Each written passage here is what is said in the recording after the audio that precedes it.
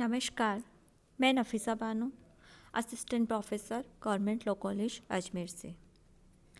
MDS university के syllabus के अनुसार एलएलबी सेकेंड ईयर के second paper law of crimes Indian penal code के पिछले वीडियो में हमने आईपीसी के फोर्थ चैप्टर जनरल एक्सेप्शंस अर्थात साधारण अपवाद शीर्षक की सेक्शन 87 से लेकर 89 पर बात की थी। ई लेक्चर की सीरीज़ में इसी टॉपिक को कंटिन्यू करते हुए आज हम बात करेंगे सेक्शन 90, 91 और 92 की। सबसे पहले हम बात करते हैं सेक्शन 90 की। As per section 90 consent not to be given under fear और misconception. A consent is not such a consent as is intended by any section of this code if the consent is given by a person under fear of injury or under a misconception of fact, and if the person doing the act knows or has reason to believe that the consent was given in consequence of such fear or misconception, or consent of insane person if the consent is given by a person who from unsoundness of mind or intoxication is unable to understand the nature and consequence of that to which he gives his consent, or consent of child unless the contrary appears from the context if the consent is given by a person who is under 12 years of age। धारा 90। सम्मति जिसके संबंध में यह ज्ञात हो कि वह भय या भ्रम के अधीन दी गई है। कोई सम्मति ऐसी सम्मति नहीं है जैसी इस संहिता की किसी धारा से आश्रित है यदि वह सम्मति किसी व्यक्ति ने क्षति भय के अधीन या तथ्य के भ्रम के अधीन दी हो और कार्य करने वाला व्यक्ति यह जानता हो या उसके पास विश्वास करने का कारण हो कि वह ऐसे भय या भ्रम के परिणाम स्वरूप सम्मति दी गई थी। अथवा उन्मत्त व्यक्ति की सम्मति यदि वह सम्मति ऐसे व्यक्ति ने दी हो जो चित्त विकृति या मत्तता के कारण उस बात की जिसके लिए वह अपनी सम्मति देता है प्रकृति और परिणाम को समझने में असमर्थ हो। अथवा शिशु की सम्मति जब तक कि संदर्भ से तत्प्रतिकूल प्रतीत न हो यदि वह सम्मति ऐसे व्यक्ति ने दी हो जो 12 वर्ष से कम आयु का है। तो सेक्शन 90 यानी जो सेक्शन 90 जो है, सबसे पहले मैं आपको ये बताऊं कि सेक्शन 90 जो है वो कंसेंट यानी सम्मति को परिभाषित करती है नकारात्मक रूप से। यानी ये सेक्शन हमें यह नहीं बताती कि कंसेंट यानी सम्मति क्या है, बल्कि ये स्पष्ट करती है कि आईपीसी के अंतर्गत सम्मति क्या है। यानी आईपीसी के किसी भी सेक्शन में जहाँ पे कंसेंट की बात की गई है तो वहाँ पे कंसेंट का मीनिंग क्या होगा, वहाँ पे हमें ये बताया गया है कि जहाँ कंसेंट की बात की गई है तो वहाँ कैसी कंसेंट, किस तरह की कंसेंट को कंसेंट नहीं माना जाएगा। तो ये जो सेक्शन आईपीसी के संदर्भ में तो सेक्शन 90 जो है, इस सेक्शन 90 को 3 भागों में हम अलग अलग डिवाइड कर सकते हैं। इसका जो फर्स्ट पार्ट है उसमें कहा गया है कि क्षति भय के अधीन या तथ्य के भ्रम के अधीन दी गई सम्मति विधिमान्य सम्मति नहीं है यदि कार्य करने वाला व्यक्ति यह जानता हो या उसके पास विश्वास करने का कारण हो कि वह सम्मति ऐसे भय या भ्रम के परिणाम स्वरूप दी गई है। तो ये जो सेक्शन है सेक्शन 90, इसका ये जो पार्ट है, पार्ट 1 जो है जिसकी हम बात कर रहे हैं, ये सबसे ज़्यादा महत्वपूर्ण है क्योंकि ये बताता है कि केवल क्षति या क्षति भय के अधीन या तथ्य के भ्रम के अधीन दी गई सम्मति ही पर्याप्त नहीं है, बल्कि कोई सम्मति विधिमान्य सम्मति केवल तब नहीं होगी जब वह क्षति भय के अधीन या तथ्य के भ्रम के अधीन दी गई है। यानी उसके साथ साथ किसी कंसेंट को विधिमान्य सम्मति नहीं होने के लिए ये भी ज़रूरी है कि कंसेंट लेने वाले व्यक्ति को यह नॉलेज हो या उसके पास यह विश्वास करने का कारण हो कि सम्मति देने वाले व्यक्ति ने ऐसी क्षति के भय या फिर तथ्य के भ्रम के अंतर्गत सम्मति दी है या दे रहा है। अब इस सेक्शन के दूसरे पार्ट की हम बात करें तो उसमें कहा गया है कि यदि सम्मति देने वाला व्यक्ति विकृत हो या फिर मत्त हो, यानी या तो वह अनसाउंड माइंड हो या फिर इंटॉक्सिकेटेड हो और उस चित्त विकृति या मतता के कारण वह उस बात की प्रकृति और परिणाम को समझने में असमर्थ हो जिसके लिए वह अपनी सम्मति देता है, तो ऐसी कंडीशन में दी गई सम्मति भी विधिमान्य सम्मति नहीं है। यानी इससे ये स्पष्ट होता है कि सम्मति लेने वाले व्यक्ति को इस बात का नॉलेज हो या नहीं कि जो सम्मति है वो अनसाउंडनेस ऑफ माइंड या फिर इंटॉक्सिकेशन की अवस्था में दी गई है। अगर कंसेंट देने वाला व्यक्ति अनसाउंडनेस ऑफ माइंड या इंटॉक्सिकेशन की वजह से दे भी रहा है और लेने वाले व्यक्ति को इस बात की नॉलेज नहीं भी है, तो भी ऐसी कंडीशन में उसके द्वारा दी गई जो कंसेंट है, ऐसे व्यक्ति के द्वारा दी गई जो कंसेंट है वह विधिमान्य सम्मति नहीं मानी जाएगी आईपीसी के संदर्भ में। इसके बाद हम तीसरे भाग की बात करें तो उसमें कहा गया है कि 12 वर्ष से कम आयु के व्यक्ति के द्वारा दी गई सम्मति भी विधिमान्य सम्मति नहीं है, जब तक कि संदर्भ से इसके कोई कॉन्ट्रेरी प्रोविजंस ना हो, यानी संदर्भ से कोई प्रतिकूल प्रतीत ना हो। इसका मतलब ये है कि सामान्यतः तो 12 वर्ष से कम आयु का व्यक्ति कंसेंट देने में इनकैपेबल है, लेकिन अगर इसके विपरीत यानी इसके कॉन्ट्रेरी कोई प्रोविज़न है या संदर्भ से ही ऐसा स्पष्ट हो तो उस सीमा तक ये जो सामान्य विधि है वह समाप्त मानी जाएगी। अब हम बात करते हैं सेक्शन 91 की। As per section 91 exclusion of acts which are offences independently of harm caused.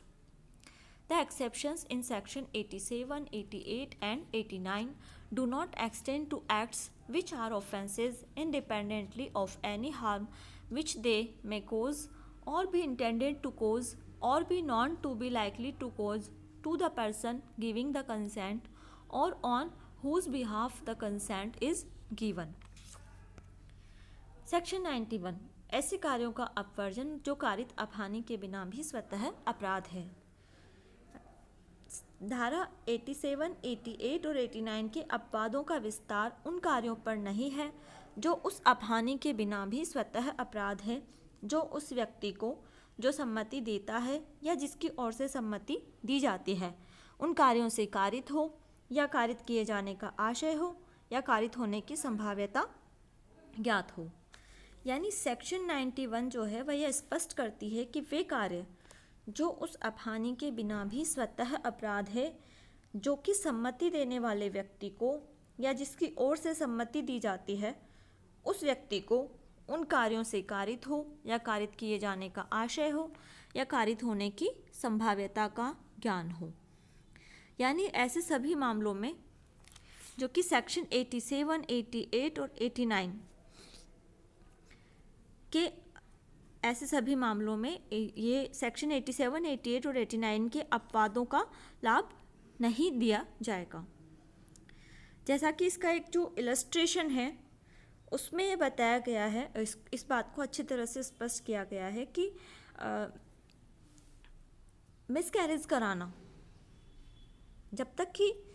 जो मिसकैरेज करवाया जा रहा है किसी बच्चे को और उसकी माँ के जीवन को बचाने के लिए सद्भावपूर्वक उस कार्य को नहीं कराया जा रहा है, तो ऐसी कंडीशन में उस स्त्री को यानी उस महिला को कोई अपहानि ना भी हो तो भी उससे ऐसा जो मिसकैरेज कराने का जो कार्य है वह स्वतः अपराध है। तो इसलिए वह ऐसी अपहानि के कारण अपराध नहीं है और ऐसा जो मिसकैरेज कराने का जो कार्य है वह कार्य उस स्त्री की कंसेंट से किया जाए या उसके संरक्षक की कंसेंट से किया जाए, फिर भी ऐसा मिसकैरेज कराने का कार्य उसकी कंसेंट भी उस कार्य को जस्टिफाई नहीं बना देती। यानी कुल मिला के हम ये कह सकते हैं कि सेक्शन 87, 88 और 89 में जो जनरल एक्सेप्शंस जो होते हैं तो उनका प्रॉफिट उन मामलों में किसी व्यक्ति को नहीं दिया जा सकता जहाँ पे कंसेंट दी जा रही है फिर भी और उससे उस व्यक्ति को जिसने कंसेंट दी है कोई नुकसान नहीं भी हुआ है, तो भी बिना नुकसान के भी जिस बात के लिए उसने कंसेंट दी है उस बात को किया जाना अपने आप में ही यानी इंडिपेंडेंटली ही वो कोई ऑफेंस है। जैसे कि क्या नाम से public health, safety, convenience, decency and morals पे प्रभाव डालने वाले मामले हुए, या फिर ऑब्ससीन पब्लिकेशंस के, या फिर इनडिसेंट रिप्रेजेंटेशन के जो मामले हैं, उन सभी मामलों में भले ही संबंधित व्यक्ति की कंसेंट हो, फिर भी ये सब मामले ऐसे होते हैं जिनमें एक्यूज को सेक्शन 87, 88 और 89 के एक्सेप्शन का बेनिफिट नहीं मिल सकता, क्योंकि वहाँ पे जिस व्यक्ति ने इन कार्यों के लिए कंसेंट दी है और उस कंसेंट देने के बाद में कोई कार्य किया जाए और उससे उसको कोई नुकसान हो या ना हो, फिर भी ये कार्य अपने आप में ही ऑफेंस होता है। इसलिए सेक्शन 87, 88 और 89 के एक्सेप्शन का बेनिफिट ऐसे मामलों में एक्यूज को नहीं दिया जा सकता, और ये सभी मामले क्रिमिनल प्रोसिक्यूशन के यानी आपराधिक अभियोजन के योग्य होते हैं। Section 92, act done in good faith for benefit of a person without consent. Nothing is an offence which is done by reason of any harm which it may cause to a person for whose benefit it is done in good faith, even without that person's consent, if the circumstances are such that it is impossible for that person to signify consent, or if that person is incapable of giving consent and has no guardian or other person in lawful charge of him from whom it is possible to obtain consent in time for the doing to be done with benefit. Provisos provided first, यानी section जो 92 है इसमें 4 proviso भी हैं, जिसमें से first है that this exception shall not extend to the intentional causing of death or to be attempting to cause death. Second, this exception shall not extend to the doing of anything which the person it knows to be likely to cause death for any purpose other than the preventing of death or the curing of any grievous disease or infirmity. Third, this exception shall not extend to the voluntary causing of hurt or to the attempting to cause hurt for any purpose other than the preventing of death or hurt. Fourth, this exception shall not extend to the abatement of any offence to the committing of which offence it would not extend. Section 92, सम्मति के बिना किसी व्यक्ति के फायदे के लिए सद्भावपूर्वक किया गया कार्य। कोई बात जो किसी व्यक्ति के फायदे के लिए सद्भावपूर्वक यद्यपि उसकी सम्मति के बिना की गई है, ऐसी किसी अपहानि के कारण जो उस बात से उस व्यक्ति को कारित हो जाए, अपराध नहीं है यदि परिस्थितियां ऐसी हो कि उस व्यक्ति के लिए यह असंभव हो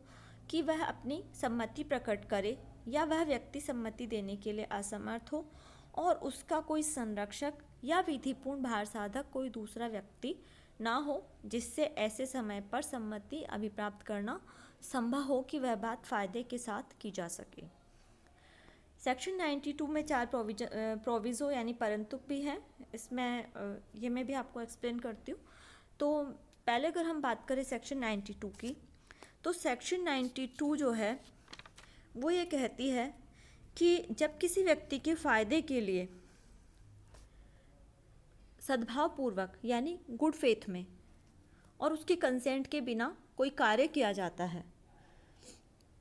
क्योंकि ऐसी कोई परिस्थिति हो कि जिस व्यक्ति के फ़ायदे के लिए कोई कार्य किया जा रहा है वह खुद कंसेंट देने की स्थिति में यानी सम्मति देने की स्थिति में ना हो या सम्मति देने में असमर्थ हो, और उसके किसी संरक्षक या भार साधक से उसकी कंसेंट प्राप्त करने का समय भी ना हो। ऐसी कंडीशन में उसकी कंसेंट के बिना उसके फ़ायदे के लिए सद्भावपूर्वक कोई बात की जाती है और उससे कोई अपहानि हो जाती है, तो ऐसी परिस्थिति में ऐसे उस कार्य को यहाँ पे अपराध नहीं माना जाता। तो यहाँ पे ऐसी परिस्थिति ये हो सकती है कि जैसे जो कार्य किया जा रहा है वह किसी ग्रीवियस हर्ट का उपचार करने के लिए या किसी असमर्थता को ठीक करने के लिए किया जाए, या फिर जैसे किसी उसकी जिस व्यक्ति की कंसेंट के बिना कार्य किया जा रहा है उसको उसकी डेथ या ग्रीवियस हर्ट को रोकने के पर्पस से कोई कार्य किया जाए, तो या फिर एक्सीडेंट के जो केसेस होते हैं वो सभी मामले, उन सभी मामलों में यहाँ पे इस जो एक्सेप्शन है इसका बेनिफिट मिलता है। तो ऐसी कंडीशन में हम ये कह सकते हैं कि जब किसी व्यक्ति के फ़ायदे के लिए उसकी कंसेंट के बिना सद्भावपूर्वक कोई कार्य किया जाता है तो वह 4 परिस्थितियों में अपराध नहीं होता। जहाँ वह व्यक्ति खुद कंसेंट देने की स्थिति में ना हो,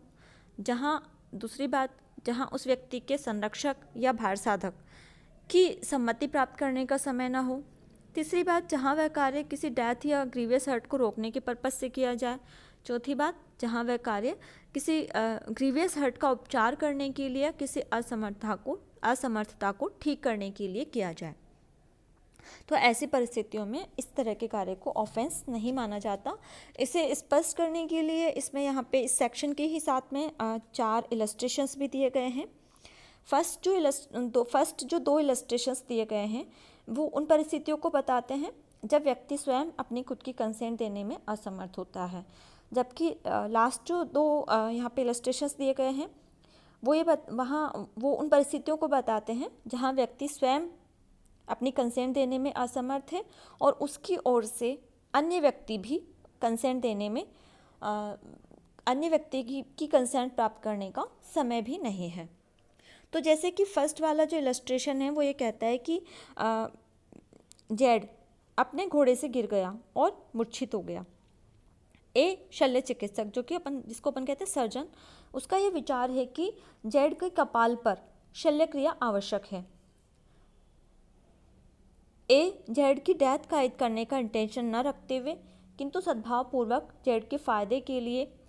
जेड के स्वयं किसी निर्णय पर पहुंचने की शक्ति प्राप्त करने से पूर्व ही उसके कपाल पर शल्य क्रिया करता है, तो ए ने यहाँ पे कोई अपराध नहीं किया।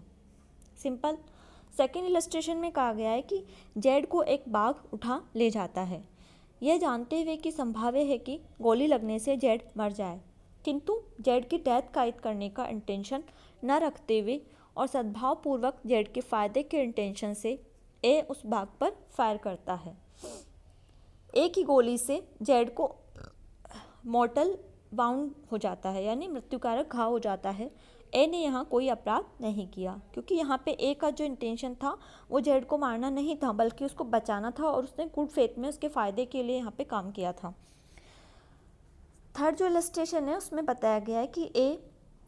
एक सर्जन यह देखता है कि एक शिशु की ऐसी दुर्घटना हो गई है जिसका प्राणांतक साबित होना संभाव्य है यदि शस्त्रकर्म यानी ऑपरेशन तुरंत न कर दिया जाए।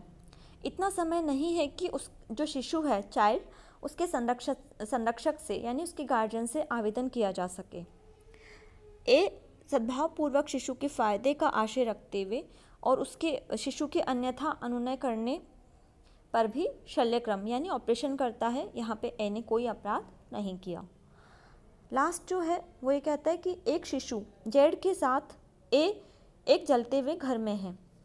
घर के नीचे लोग कंबल तान लेते हैं। ए उस शिशु को यह जानते हुए कि संभाव्य है कि गिरने से वह शिशु मर जाए,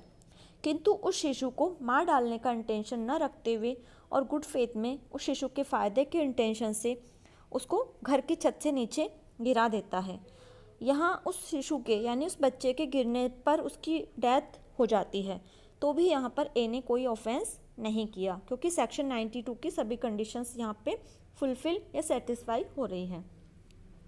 अब सेक्शन 92 के 4 इसमें प्रोविज़ो भी दिए हुए हैं कि किन किन मामलों में इस एक्सेप्शन का विस्तार नहीं है, यानी ये अपवाद लागू नहीं होता। तो जब अभियुक्त साहस्य यानी विद इंटेंशन डेथ कारित करने या कारित करने का प्रयत्न करता है, या फिर डेथ या ग्रीवियस हर्ट को प्रिवेंट करने के, या फिर ग्रीवियस डिजीज़ या फिर इन्फर्मिटी को से मुक्त करने के प्रयोजन से अलग किसी अन्य पर्पस से वो कोई बात करता है और ऐसे उसे नुकसान पहुंचाता है, तो वहाँ पे भी उसे बेनिफिट नहीं मिलेगा सेक्शन 92 का। तीसरी बात, जहाँ डेथ या हर्ट के को प्रिवेंट करने के पर्पस से अलग अगर वो किसी को वॉलंटरीली इंजरी कारित करता है या कारित करने का प्रयत्न करता है, तो भी उसे इस सेक्शन का एक्सेप्शन का बेनिफिट नहीं मिलेगा। और फोर्थ, किसी ऐसे अपराध का अबेटमेंट करने पर इस एक्सेप्शन का बेनिफिट नहीं मिलेगा जहाँ पे जिस अपराध के किए जाने पर इसका विस्तार नहीं है, यानी जो कार्य अपने आप में स्वतः ही अपराध है। तो इसी के साथ हमारा आज का लेक्चर समाप्त होता है, बाकी बात हम नेक्स्ट लेक्चर में करेंगे। Thank you.